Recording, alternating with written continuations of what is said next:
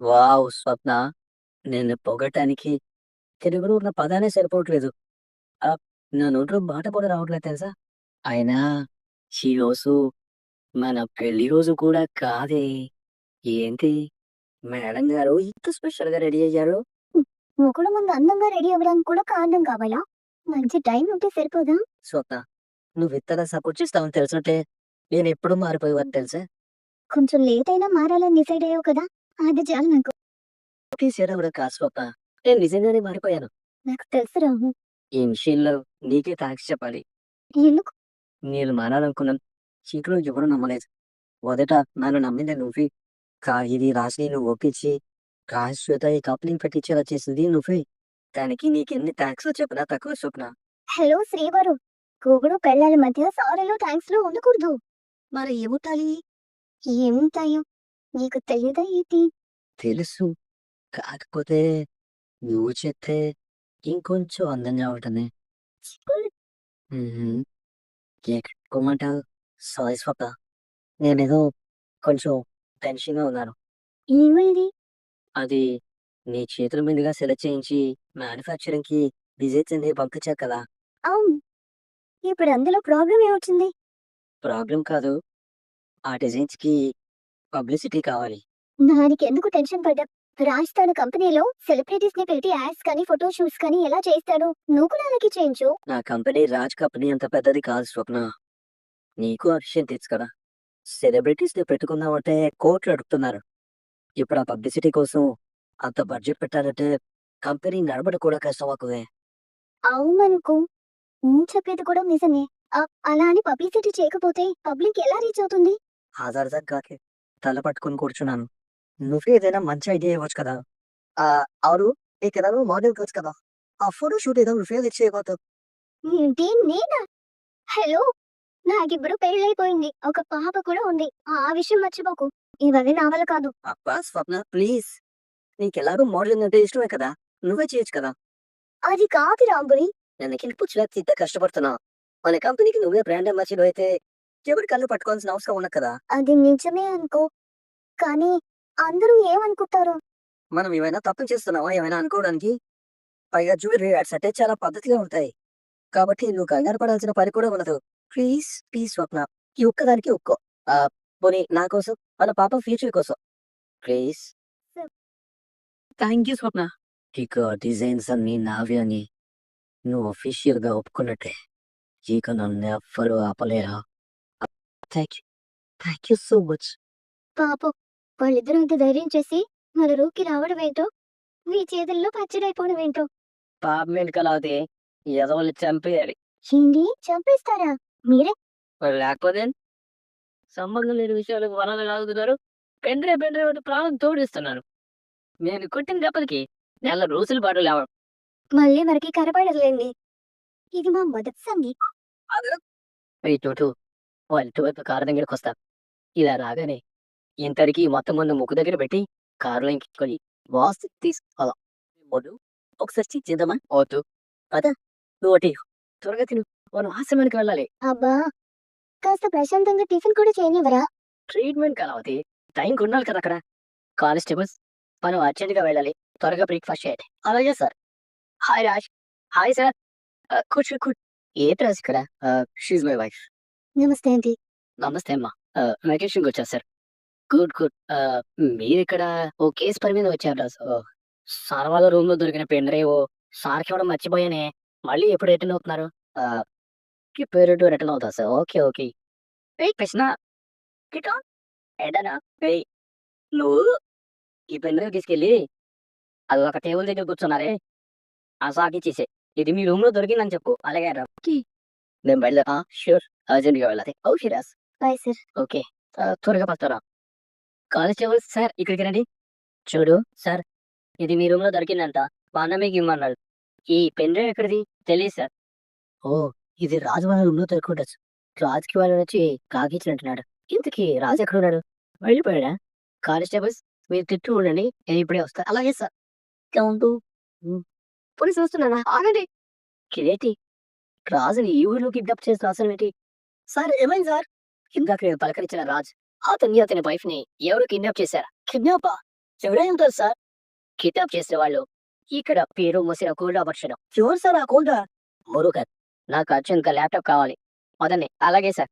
హే attorney, photo షూట్‌కి మొత్తం రెడీయా? రాఘుల్. Almost ready. ఒకసారి మోడల్ వస్తే తన స్కిన్ టోన్‌కి తగ్గట్టుగా లైటింగ్ సెట్ చేస్తే సరిపోతుంది.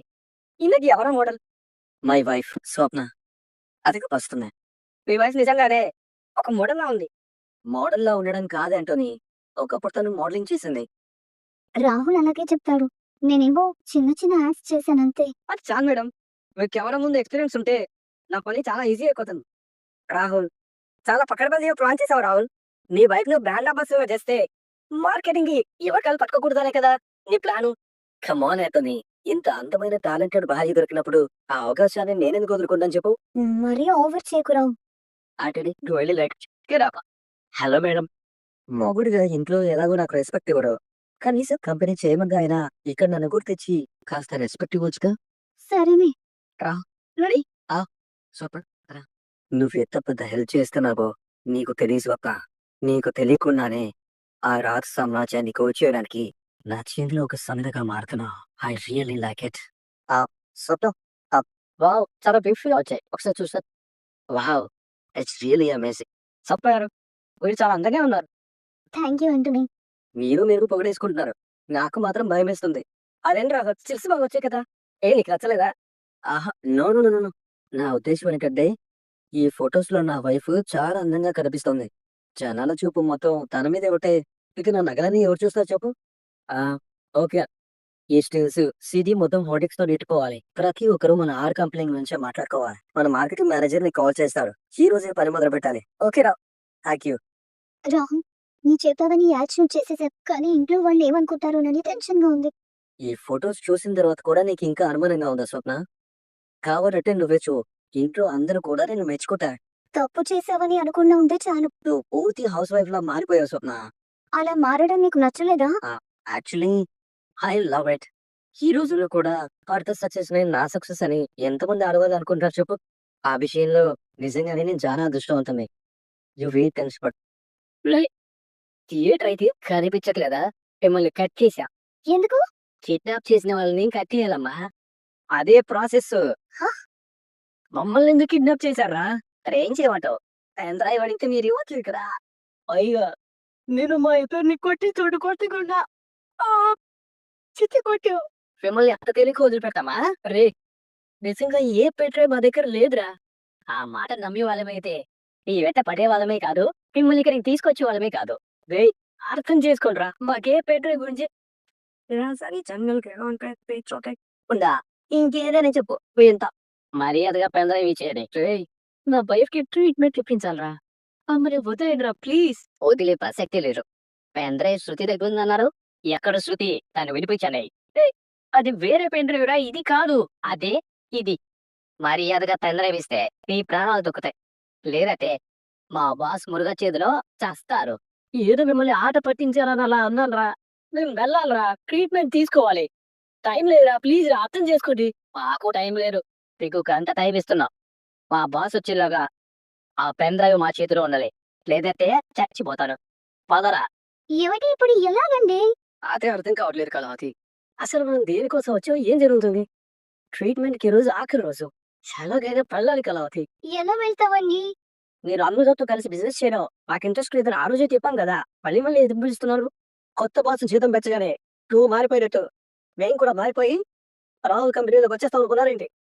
అసలు ఈ సిటీలోనే నంబర్ వన్‌గా ఉంటూ పబ్లిక్‌కి నచ్చే విధంగా ద బెస్ట్ డిజైన్స్ ఇస్తున్న వాళ్ళు కాదని మీ దగ్గరికి ఎందుకు రావాలి? సక్సెస్ కోసం, సక్సెస్ కోసం. బిజినెస్‌లో ఒకే ఒక పదానికి చాలా స్ట్రాంగ్ వాయిస్ ఉంటుంది. సక్సెస్. ఇక్కడున్న మీరైనా, నేనైనా బిజినెస్ చేసేది లాభాల కోసం. ఆ లాభాలెప్పుడొస్తాయి? జనాలకి నచ్చిన ప్రొడక్ట్ మన దగ్గర ఉన్నప్పుడు మాత్రమే వస్తుంది. మీరు చెప్పింది మేము కూడా ఒప్పుకున్నాం రాహుల్. అలాంటి ప్రొడక్ట్స్ రాజ్‌కారి కంపెనీలో ఉన్నాయి కదా! వాళ్ళ డిజైన్స్‌కి మార్కెట్‌లో మంచి క్రేజ్ ఉంది. అది తగ్గదు. Last year Swaraj group of company business 20% drop అయింది. ఇది చూ ఈ ఫస్ట్ ప్లేస్ కోల్పోవడానికి అడుగు దూరంలో తప్పించుకున్నారా? దీనంతటికీ కారణమేంటో ఆలోచించారా? సరే, నేనే చెప్తాను. గత 1 ఇయర్‌గా డిజైన్స్ అన్నీ ఔట్‌డేటెడ్ అయిపోయాయి. మార్కెట్‌లో ఆ కంపెనీ ప్రొడక్ట్స్ క్రేజ్ తగ్గిపోయింది. బై నెక్స్ట్ ఇయర్ 12% డ్రాప్ అవుతుందని నా అంచనా. అదే జరిగితే Swaraj group of companies number 1 అన్న ప్లేస్‌ని కోల్పోతారు. అయినా సరే మార్కెట్‌లో నేను కొత్త కుర్రాడిని. నన్ను నమ్మి ఈ రేస్‌లో ఎందుకు దిగాలి? నా మీద ఎందుకు ఇన్వెస్ట్ చేయాలని మీరందరూ అనుకోవచ్చు. దానికి నేను ఇప్పుడు ఆన్సర్ చూపించబోతున్నాను. See the designs. నాగరాజ్ గారు ఇదే చూడండి. హ్మ్. లక్ష్మి గారు చూడండి. నేను చేసిన పబ్లిసిటీకి, 6 డిజైన్స్‌కి మార్కెట్‌లో బాగా డిమాండ్ పెరిగింది. వీటిని ఎప్పుడు మార్కెట్‌లోకి రిలీజ్ చేస్తారా అని జనాలు ఎదురు చూస్తున్నారు. వీటిని మార్కెట్‌లో అమ్మిన వాడే లాభాల వర్షాన్ని చూస్తారు. మీ డిజైన్స్ అన్ని బాగున్నాయి రాహుల్. ఆ! ఐ మీన్ బాగున్నాయి సార్. మీ డిజైన్స్ బాగున్నాయి. ఈ అప్రోచ్ కూడా నచ్చింది. కానీ పాతికేళ్లుగా ఆ కంపెనీతో బిజినెస్ చేస్తూ ఇప్పుడు సడన్‌గా తెలివైన బిజినెస్ మ్యాన్ ఎప్పుడు గెలుపు గుర్రం మీదే పందెం కాస్తాడు. ఎమోషన్స్‌కి లొంగిపోతే లూజర్ అవుతా. కోట్ల లాభాలు కురిపించే ఈ గెలుపు గుర్రంతో ఉండాలనుకునే వాళ్ళు ఉండొచ్చు. లేదు మాకు రిలేషన్సే ముఖ్యం అనుకున్న వాళ్ళు ప్లీజ్ వెళ్ళిపోవచ్చు. బట్ వన్ థింగ్ ఒక్కసారి వెళ్ళిపోవాలనుకున్న వాళ్ళకి నా కంపెనీలో మళ్ళీ అవకాశం దొరకదు. This is one day only. Stay are leave. మీరే ఆలోచించుకోండి. సతీష్ మనకు ఆల్రెడీ చాలా డీల్స్ వచ్చాయి కదా! అవును సార్. మార్కెట్‌లో మంచి బజ్ ఉంది. హా! మాకు ఓకే. కంగ్రాట్స్. నా ఆర్ ఫ్యాక్టరీలోకి మీ అందరికీ వెల్కమ్. అగ్రీమెంట్ రెడీ చేసి పంపిస్తాను. జస్ట్ సైన్ చేసి వెళ్ళండి. సతీష్ సార్ వీళ్ళందరికీ అగ్రీమెంట్ కాఫీ పంపించాం. అలాగే sir. Enjoy the coffee. Like చూడండి రేణుక గారు, ఇప్పటి వరకు ఈ కేసుని నేను చూసిన కోణం వేరు, ఇప్పుడు చూస్తున్న కోణం వేరు. నీ కూతురు బ్రతికే ఉందన్న క్లూ దొరికింది. నిజంగానా మేడం? ఎక్కడుంది నా కూతురు? ఏం చేస్తుంది? ఇప్పుడు ఎలా ఉంది? తను ఎక్కడుంది? ఏం చేస్తుంది అన్న విషయాలు ఏది నాకు ఇంకా తెలియదు. కానీ ఒక్కటి మాత్రం చెప్పగలను. నీ కూతురు బ్రతికే ఉంది. ఇది చాలు మేడం. ఈ ఒక్క మాట చాలు. ఇప్పటి వరకు ఒక్కరు కూడా నన్ను నమ్మలేదు. ఇప్పుడు నాకు ఒక చిన్న ఆశ కలిగింది. ఆ విషయం తర్వాత మాట్లాడుకుందాం. మీకు మీ హస్బెండ్ కి మధ్య ఏమైనా మనస్పర్ధలున్నాయా? ఎందుకలా అడుగుతున్నారు? చూడండి, ఏం జరిగిందో తెలీదు. పాప ఎక్కడుందో తెలీదు. అలాంటప్పుడు మేము అందరినీ అనుమానించి చూడాల్సొస్తుంది. అప్పుడే మాకు క్లూస్ దొరుకుతాయి. కానీ మా వారిని అనుమానించాల్సిన అవసరం లేదు మేడం. తనకి నేనన్న పాపన్న చాలా ఇష్టం. మమ్మల్ని ఎంతో ప్రేమగా చూసుకుంటారు. సరే రేణు గారు, మీరు వెళ్ళండి. పాప గురించి ఏ చిన్న విషయం తెలిసినా మీకు కాల్ చేస్తాను. Thank you madam. రేణుక గారు, మీ పాప తప్పకుండా తిరిగొస్తుంది. అప్పటి వరకు ధైర్యంగా ఉండండి. ముఖ్యంగా చేతులు కోసుకోవడం లాంటివి చేయకండి. అయ్యా మీరేటిక్కడ